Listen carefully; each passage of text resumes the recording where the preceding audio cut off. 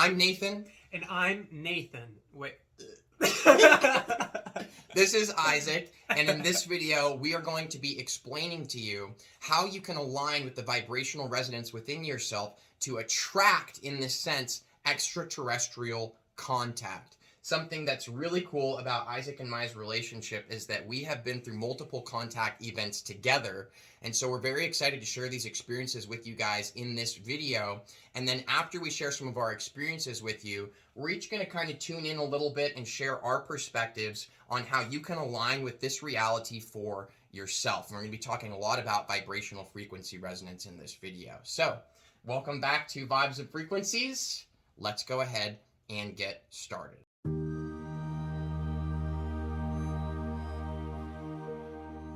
And before we get started, we just want to be clear that we're not here to convince anybody of anything. You are your own being, you're sovereign, and what we're saying is our experience, and we don't really care what other people think about it. It's just what we went through and the truth of what we have to share with the rest of you. And yeah, take what resonates, disregard what doesn't. Well said. I think that's a great launching point that I want to kind of riff off of and just express too. Something that's so cool about our universe and the multitude of different experiences that you could be having is that we're all seeming to get constantly a reflection of who we are being in that moment and what's relevant for us on our path as it evolves. And I've noticed a lot of really cool experiences where I've had lots of alien contact. And I know that other people have. And then when you line up and you have it together, it seems to kind of like really amplify that collective potential for it. Mm-hmm. But for example, I saw UFOs in the sky one night, and I told my dad back at his house to look in the sky, and he didn't seem to see them. So before we talk about our experiences, what do you think about that, Isaac? Why is it that somebody out there, and I appreciate where you're coming from, that everybody should be able to have their own experience, and there's never any energy of trying to convince anyone of anything. But why do you feel like there might be this potential that, like, we might be able to be having these experiences, but for someone else, they're not off the get-go? Mm-hmm. Yeah, so for me, to give a little context and background to anybody watching this video, I am a theoretical physicist, and I wrote a book called Unity Theory. And in my understanding of reality, which is what I explain in Unity Theory, there are infinite realities which constitute the infinite possibilities in which we experience what we call perceived linear time. And so through our experience, we are shifting our awareness to all these different moments, all these different timelines, realities, whatever you want to call it. But at the end of the day, per the law of mentalism in the 7 Hermetic Principles, everything is mind. And so what I have concluded, and again, I don't know if this is exactly true or how it works, but what I've concluded is that when we're having an experience and we can see an ET ship or a starship moving and interacting with us and somebody else can't see that, it's because, one, it's got to be in alignment with their free will of the experience they're choosing, and two, it has to do with the vibration that we're tapping into. So we live in a relativistic universe, meaning even if you and I went through all the same experiences, the other aspects of our lives and the other ways that we view that experience would be completely different. Right. And that's relativity. And so since in this oranges and oranges. Yes, exactly.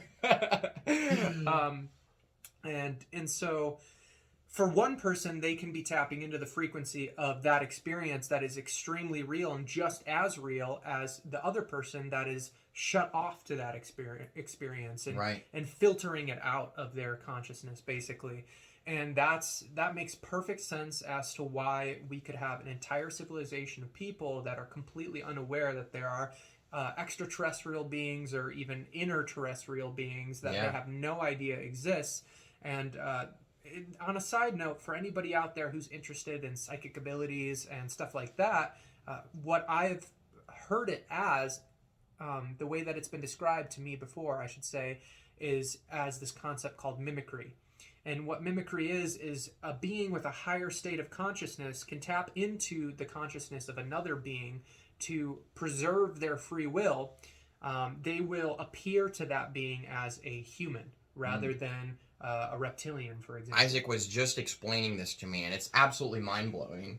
And this makes sense to me too, because some of the things that I've experienced and seen, there's been people that were with me simultaneously that experienced it differently. Now, on one hand, this really like lends itself to people who really would have more of a perspective of wanting to disprove these things and push them away. So on one hand, you could use this as an example for yourself to say, well, exactly, somebody who's seeing things like this is just inventing it and choosing to see it that way.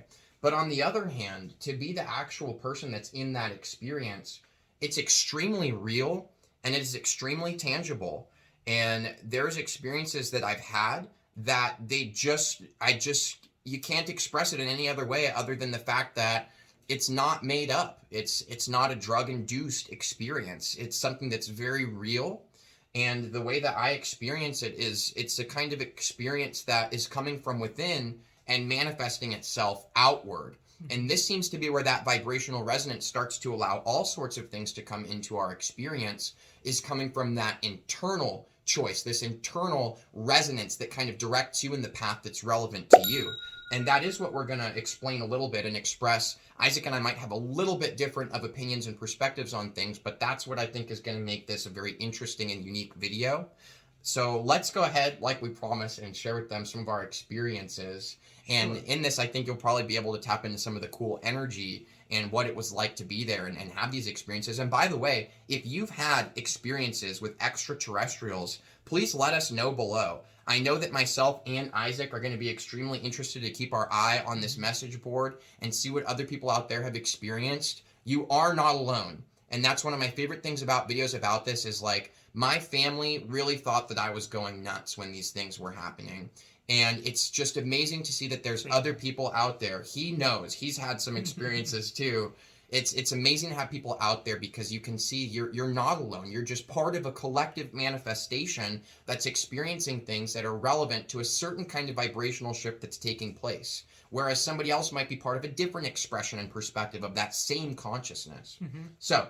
And with that being said, I just want to segue into this next section with a really good quote that that's coming up for me.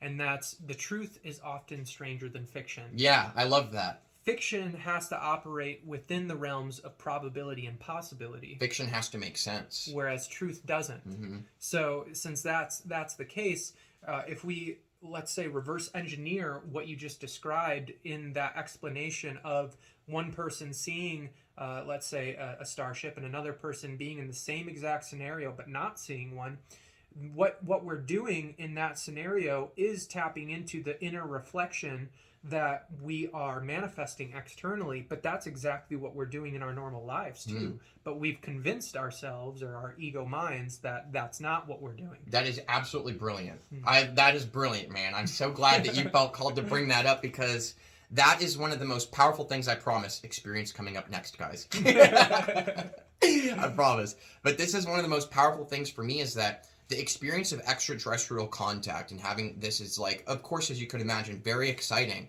But the biggest impact that I have experienced and how it's transformed me is realizing truly how powerful I really am and how things really are playing out in certain ways that show how malleable reality truly is. And that I could really be myself and I could really experience life in the way that I prefer and that I'm supported in that. So the first experience that I'm going to go ahead and bring up is one where Isaac and I were actually in Mount Shasta, which is known as a huge hot spot. Wait. Let's back it up. All right, we're backing it up, guys. So Nathan is very modest. He's got these really profound experiences that's happened to him ever since you were young, right? This is true. However, I thought maybe I'd just explain what you were part of too, but you want me to share the other one? Well, just leading up to this, so some of your viewers may already know what you've experienced, but let's treat this video as we would treat, interacting with someone for the first time. Okay. This is the first time that you and I are coming together, and I think it's really valuable to know what has led you to the point where you're at now. Sure. In this now moment. Why not? It's happening this way, so let's go ahead and do it that way. Right. We're winging this, guys. We're letting the universe unfold how it is, So my experience that I'm going to bring up, and then we'll go ahead and let Isaac share one then, and then we can talk about our unified experience and how that impacted us and how things happened. For me, I'm going to just share it shortly because I've actually got many videos where I've explained my contact and certain facets of it. I'll tag my ET Alien Contact Experience playlist below. Right. You can go ahead and check that out. And by the way, guys, you can actually find a link to Isaac's channel below and his own website where you can learn more about Isaac, what he does, and also his book. And there's something very exciting coming up, but I'm going to mention that in a moment, so stay tuned. So my first experience that I'm going to mention to you guys is that essentially I was very depressed. I was having a very hard time in my life. I was not feeling well, and I honestly did not want to be here anymore as a human. And that's an honest thing that I've learned to not push away and forget, because it has a lot to do with the transformation and what's led me to where I am now. I did not want to be alive, and I was having a rough go at it for a few years, and I was coming to a position within myself where I was kind of starting to lean more towards the choice of not being here. And I was up in the mountains with another one of my friends, Lucas, so it was amazing to have another person there to see this. So I had that affirmation, like, this really happened. I'm not an insane person. This person saw this. And he doesn't even believe in ETs, so to this day, he's still like, what the hell? Yeah. He's mind blown. Cognitive dissonance. Yeah. But much love for that. Yeah. So essentially, I'm up in the mountains and I'm having this dialogue within myself. And I'm realizing that I don't trust the universe. I don't trust myself. I had this whole vision of my life unfolding. I wanted to hit the road and travel. I wanted to go to Costa Rica. I felt really called to share inspirational videos with people. But I didn't believe that I could really do that and be supported. I thought I had to keep being a waiter at Chili's. I thought I had a very low self-worth. I thought nobody would care what I have to say. I didn't believe that there could be anything better out there, just more depressing stuff. And I kind of wanted to curl inward and hide. At that point of my life, the peak of my day was smoking weed and watching Netflix shows, just to be honest. So I'm essentially out on this mountain, and I have this internal reflection, and I essentially say, I know it's very strange, but I said, if I can really trust the universe, throw a bunch of spaceships up in the sky. To me, it was an insane thing to ask for. There's no way a bunch of spaceships are going to appear in the sky. I was really testing life and reality. I was testing me. And I essentially had this realization within myself that I don't want to be alive anymore. So I'm willing to say something extreme. And if it doesn't show me this sign, then I know, that I don't want to be here anymore. I know that's a little bit gruesome and low there, but it was a low point. We've all been there. Yeah. So that's the dark night of the soul. Yeah. So I said, basically, if I can really trust the universe, if I can really believe in myself, if I can really leave and do these things that are what really sounds good to me in my heart, throw a bunch of spaceships up in the sky. And not a second later than the moment I said this in my mind, it was one of those conversations where you're talking to yourself. I say this, and the sky lights up with a firework amount of spaceships. So close, the closest contact experience I've had with UFOs in the sky, that I could literally see the spherical nature of them, and that these were not any kind of craft that we've seen before. And it was mind-blowing. They were flying around me. They were all circling me. They were lighting up like fireworks, doing crazy geometrical patterns. And I felt this immense amount of energy rushing through me. I burst into tears. I was crying hysterically. 3 days later, I had left my job. I had signed off of my lease of my apartment. I was living in LA. I had converted my Ford Fiesta car, and I left in it, and I lived in my car for 2 years making YouTube videos, traveling the world. I went to Costa Rica. I went to Hawaii, and I've achieved lots of success since then. Success in the way that I get to be me. And that's what true success is, in my opinion, is being able to be yourself. So that was my first experience, and since then, there's basically not a night that we look in the sky and don't see a ship. And that's crazy. So, well, not so crazy anymore. No, not crazy. Crazy cool. And I just really want to honor you, Nathan, for going into faith fully rather than getting freaked out or choosing fear in that experience, because that is a profound. I mean, I'm just thinking about the ships in the sky to that extent. I get full shivers through my whole body. The fact that I had said, if I can trust the universe, put them up there, how could I not trust the universe after that reflection? How could I not, you know? To me, it's almost as if, as the universe experiencing the story of Nathan, you were like, all right, this is when I'm going to finally remember part of myself. Yeah. and integrate that power into my experience. And interestingly enough, although this is a little side tangent, in my experience, before any ET contact, before any of that, but during, let's call it my spiritual awakening, I went through something similar, but less of a intuitive openness or receptivity to the universe, and more of a internal logical deconstruction of the reality that I was experiencing. And when I figured out my own inner knowing of how reality works, that's when I did the same thing that you did, and I was like, all right, full Testing faith, it, yeah. let's go. I am the experiment. I am the scientist and the experiment at the same time. Yeah. And then by proving that to myself, by just trusting in that and having faith in that, that's when, you know, Nathan and I were brought together by the universe. We ended up meeting here in Sedona, Arizona. It's been mind-blowing synchronicity ever since. We're still not 100% sure, but there's something about our journeys that are intertwined very profoundly. Yeah, and so following up after Nathan's story, when we came together, he started telling me about these different experiences that he had, things that happened to him when he was younger, and memories that were starting to come back to him. And as we were exploring these concepts together, we were building this energy of beings that interact with ETs. Had you had ET contact before? No. So that's right. I forgot about that. So for him, Nathan was bringing a key to my consciousness, to my being, in which we were constantly involved in discussing these topics and being on that vibration, which will go more into the mechanics of how that works and how it manifested what we experienced. But because we were on that allowed me to tap into that part of myself that was also within Nathan. And then when we've just kept following that, what I call the quantum wave aspect of our being, the right brain, the feminine aspect, when we tapped into that, then we started to open up all the synchronicities, all the quantum opportunities for us to have that experience together, though at the time we had no idea what was happening. And I think before we had our profound contact experience up on Mount Shasta together, mind-blowing. There were some other weird things that were happening. Yeah. So maybe we could explain a few of those things. Yeah, before. I think right now what I'm going to go ahead and say is that we're going to continue on in this video, but we are going to break this video up into 2 parts because it's clear that we have a lot to share on this, and I don't think it makes sense to me to force it all into one video. So right now we're going to go ahead and continue on and let this unfold, but do make sure to subscribe and stay tuned for part 2 to this video, which is going to post the following day. So I'll see you guys for that, but as for now, we can keep continuing on because there's a lot to this.